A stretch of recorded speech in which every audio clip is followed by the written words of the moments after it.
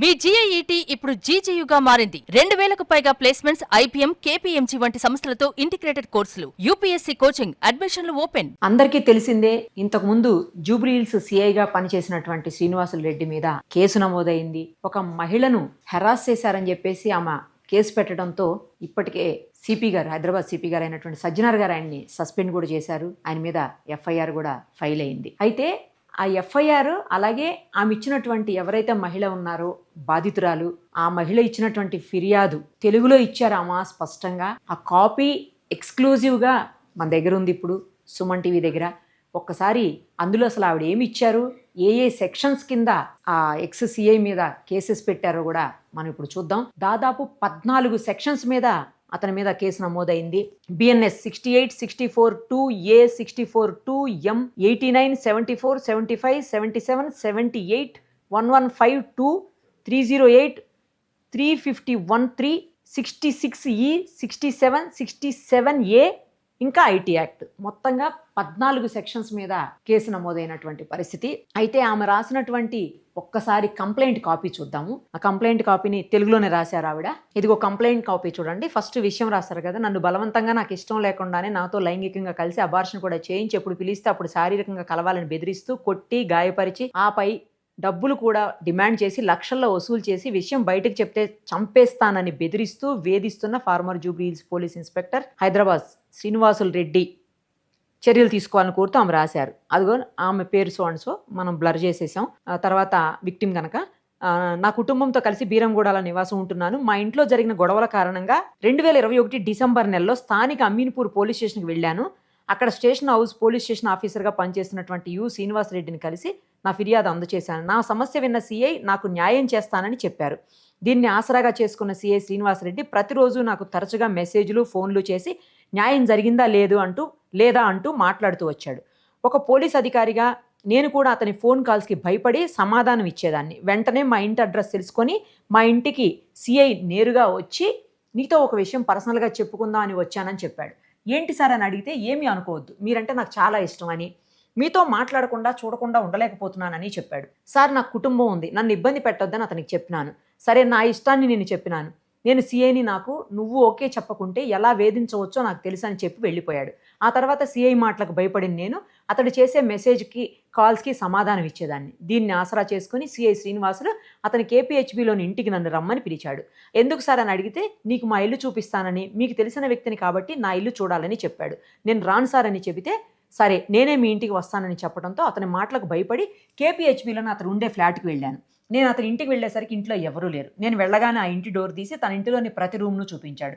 ఆ తర్వాత నా పక్కన కూర్చొని నాకు ఇష్టం లేకుండానే నా శరీరంపై చెయ్యి వేస్తూ ముద్దులు పెట్టి అసభ్యకరంగా ప్రవర్తించాడు. దీన్ని నేను తిరస్కరించినా అతను వినకుండా తన బెడ్రూమ్లోకి తీసుకువెళ్ళి నేను దగ్గరవుతున్నానంటూ మాటలు చెబుతూ నా అనుమతి లేకుండా నన్ను అక్కడి నుంచి గట్టిగా కదలనీయకుండా చేసి నాతో శారీరకంగా కలిశాడు. నేను ఏడ్చుకుంటూ నా ఇంటికి వచ్చేసాను. అప్పటి నుంచి ప్రతిరోజు ఫోన్లు చేసి మెసేజ్లు చేసి నీతో నేను శారీరకంగా కలిశాను, విషయం ఎవరికి చెప్పొద్దని బెదిరిస్తున్నాడు. ఇటు విషయం మీ కుటుంబ సభ్యులకు చెప్పి నేను ఏ విధంగా నిన్ను బ్లేమ్ చేయాలని చెప్పి బెదిరించాడు. నాతో శారీరకంగా పలుమార్లు బలవంతంగా కలవటంతో నేను CI శ్రీనివాసులు రెడ్డి ద్వారా గర్భం కూడా దాల్చాను. ఇందుకు సంబంధించి తేదీ, ఆమె డేట్ కూడా మెన్షన్ చేశారు. 24న మదీనాగూడలోని అంకురా హాస్పిటల్కి వెళ్ళి చెకప్ చేయించగా గర్భం వచ్చిందని తెలుసుకొని హాస్పిటల్ వాళ్లతో శ్రీనివాసరెడ్డి మాట్లాడి నా గర్భంను బలవంతంగా తీసివేయించినాడు.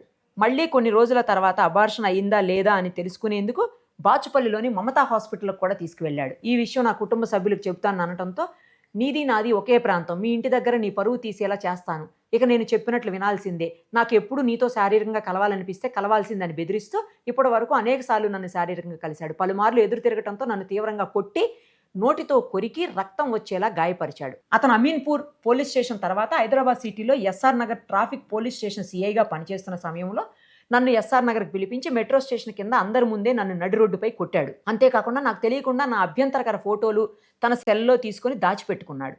ఈ మధ్యన ఈ విషయం మా ఇంటి వాళ్ళకి చెబుతానని చెప్పడంతో, నీవు నాతో పడుకున్న వీడియోలు, ఫోటోలు తన దగ్గర ఉన్నాయని, అవి మా ఊర్లో అందరికీ చూపెడతానని చెప్పడంతో నేను భయపడిపోయాను. అలా చేయొద్దని బ్రతిమాలటంతో నా భర్తకు విడాకులు ఇచ్చేలా కోర్టులో పిటిషన్ వేయాలని చెప్పి బలవంతం చేసి కోర్టులో పిటిషన్ వేయించాడు. ఇవన్నీ నా కుటుంబంలో తెలియకుండా ఉండాలంటే అతను చెప్పినట్లు చేయాలని, కోరినంత డబ్బు ఇవ్వాలని బ్లాక్మెయిల్ చేశాడు. దీంతో నా దగ్గర ఉన్న డబ్బును అనేక సార్లు బలవంతంగా ఆన్లైన్ ట్రాన్స్ఫర్ చేసుకున్నారు. డబ్బుల రూపంలోనూ లక్షల్లో తీసుకున్నాడు. అంతటితో ఆగకుండా ప్రతిరోజు ఇంకా నన్ను మానసికంగా బెదిరిస్తూ శారీరకంగా వాడుకున్నాడు. మా అమ్మకు ఫోన్ చేసి నా గురించి చెప్పి భయభ్రాంతులకు గురి చేస్తున్నాడు. అర్ధరాత్రులు ఇంకా ఇంటికి వచ్చి నాపై అత్యాచారం చేస్తున్నాడు. అంతేకాకుండా SR Nagar traffic police station నుంచి మారిపోయి సైఫాబాద్ పోలీస్ స్టేషన్కి వచ్చిన తర్వాత తన అధికారాన్ని అడ్డం పెట్టుకొని అక్రమ సంపాదన చేస్తూ నన్ను బెదిరిస్తూ నేను న్యాయం కోసం ప్రయత్నించకుండా బెదిరిస్తున్నాడు. నేను అతను పనిచేసే జూబ్లీహిల్స్ పోలీస్ స్టేషన్ కూడా 10 నుంచి 15 సార్లు వెళ్ళిన. నువ్వు ఏం చేసుకుంటావో చేసుకో, నాకు సీఎం స్థాయిలో మరియు ఆఫీసర్ స్థాయిలో నాకు అండ ఉంది అంటూ నన్ను అవమానించి బెదిరిస్తున్నాడు. నేను ఎక్కడికి వెళ్ళినా నా లొకేషన్లు మరియు నా యొక్క CDRని తీసి నేను వెళ్ళిన ప్రతి చోటుకు అక్కడ ఎంక్వైరీ చేసి వాళ్ళందరినీ ఇన్ఫ్లుయెన్స్ చేస్తున్నాడు. అలాగే ప్రతిరోజు నాకు ఫోన్ చేసి పలు రకాలుగా బెదిరించి ఇబ్బందులు పెడుతున్నాడు. ఈ సిఐ చేతిలో చాలామంది నాలాంటి బాధితులు మోసపోతున్నారు. వారికి కూడా న్యాయం జరిగేలా ఎవరు తమ అధికార దుర్వినియోగం చేసి మహిళలను వేధించకుండా కఠిన చర్యలు తీసుకోవాలి. గత 3 రోజులుగా శ్రీనివాసరెడ్డి తన మనుషులను మా సొంత ఊరైన రాయచోటికి నా వ్యక్తిగత విషయాలన్నింటినీ వారికి తెలియజేస్తున్నారు. అదేవిధంగా వివిధ వ్యక్తులతో నాకు ఫోన్ చేయించి బెదిరింపులకు పాల్పడుతున్నాడు. అంతేకాకుండా నేను కాంప్రమైజ్కి అంగీకరించకపోతే నిన్ను ఏ విధంగా చేయాలో నాకు తెలుసు అంటూ ఇతర వ్యక్తులతో ఫోన్ చేయించి నన్ను బెదిరిస్తున్నాడు. సిఐ శ్రీనివాసరెడ్డి నన్ను శారీరకంగా వాడుకుంటూ నాకు అబార్షన్ చేయించి నన్ను నోటితో కొరికి గాయపరిచి పలు రకాలుగా బెదిరిస్తూ భయభ్రాంతులకు గురి చేస్తూ బలవంతంగా నా దగ్గర డబ్బులు వసూలు చేసి నన్ను మోసం చేసిన ఇన్స్పెక్టర్ యు శ్రీనివాసరెడ్డిపై తగిన చర్యలు తీసుకొని నాకు న్యాయం చేయగలరని వేడుకుంటున్నాను.